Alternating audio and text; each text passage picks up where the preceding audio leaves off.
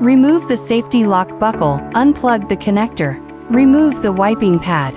Wash it with tap water, and wring water out before use. Control WINBOT via the ECOVACS Home app, and check the driving wheel tracks. If stains are found, pause and clean the tracks with a clean cloth. Wipe the fan with a dry cloth to avoid damaging the suction of WINBOT. Clean the spherical sensors with a dry cloth to maintain its sensitivity.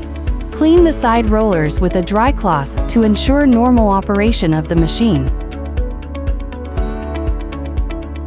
If you are not using it for a long time, it is recommended that you timely pour out the liquid in the water tank to prevent odors and bacterial growth. This chapter ends here. Thank you for watching. You can also click on the Help section in the app settings to watch more instructional videos.